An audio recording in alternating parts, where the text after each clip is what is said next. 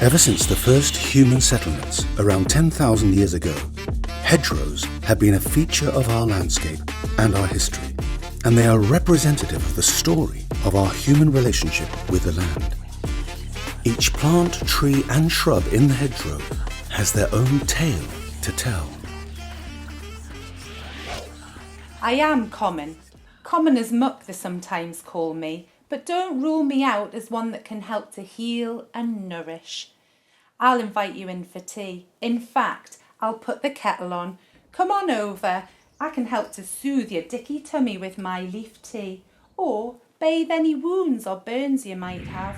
I am Rosa Heartspetal, all aspects of time, midwife, deathwife, and all that go betwixt. Draw on me when your heart feels heavy. I can help to soothe you. Nourish yourselves, but also all those around you, when the weight of the world is on your shoulders. Link arms together with your sisters and brothers, cousins and friends like us here in the hedgerow, supporting one another with patience and kindness. In the late 12th century, when Kings John and Richard enhanced the royal treasury by leasing areas of woodland out, the law required perimeter fences, which in practice meant the planting of lots of hedgerows. Fast forward a little more in the future. The arrival of the enclosure movement of the 18th and 19th centuries. Wealthy landowners enclosed common land, fields for their own use. The hedgerow created protective boundaries, keeping livestock in. Common people faced incredible hardship during this time.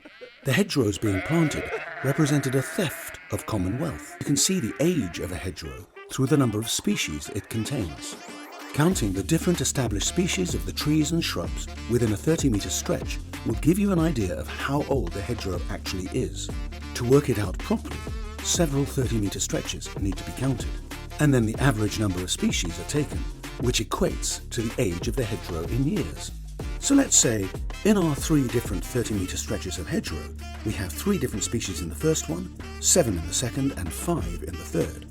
That means that over 3 sections we have 15 species total. 15 divided by the 3 sections gives us an average of 5 species per 30 metres, which means that the hedge is around 500 years old.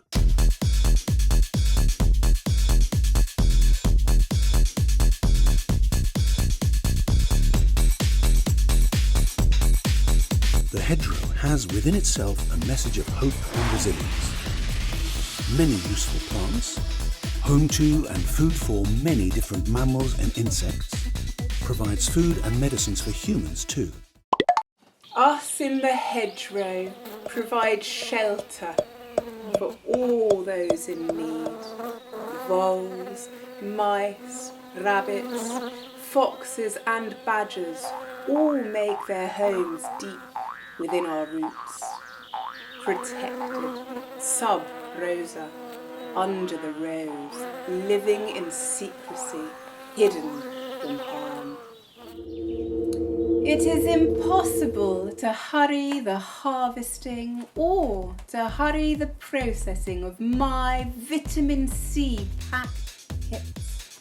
Creating every day magical, medicinal, delicious rosehip syrup takes many, many hours of careful work. I have been the first food of countless children that I have helped to birth with my midwifery skills. I am able to reduce pain and inflammation in your joints. I support your structure, your bones, and I nourish the natural powers of regeneration in your cartilage.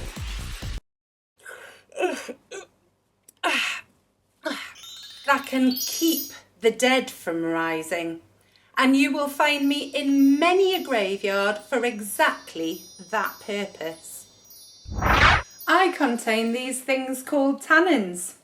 More so than you actually, Rose. Tannins are what leave a brown ring in your teacup after it's been drunk.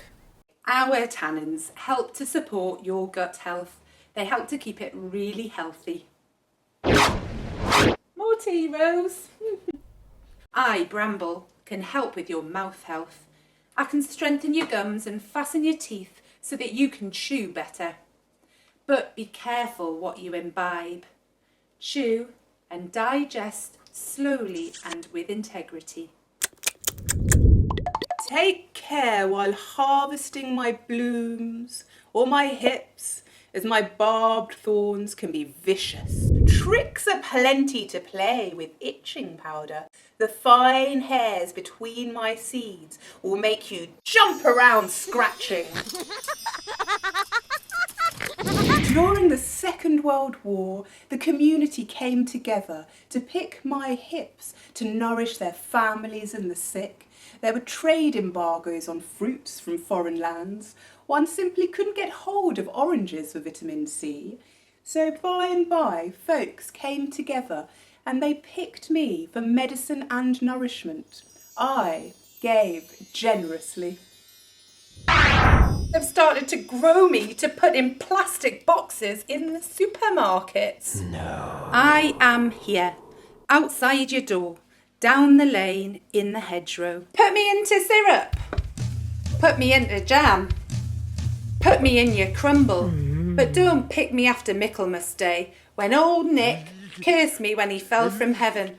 I did prick him on the bum with my barbs though, so it's no wonder he cursed me really. That warning is from an old Christian tale. Not to eat the fruit after Michaelmas Day, the end of September time, the feast of the Archangel St. Michael. This is the day on which he cast devil Lucifer out of heaven, and he landed in a bramble thicket, cursed the brambles, and spat on them. As is so often the case, these folk tales have their roots in common sense. By Michaelmas, the bramble berries become fly-blown and start to rot. They can subsequently be infected by various moulds, rendering them inedible. Now is a time to plant trees and remember the old ways, harvesting food and medicine from your local hedgerows.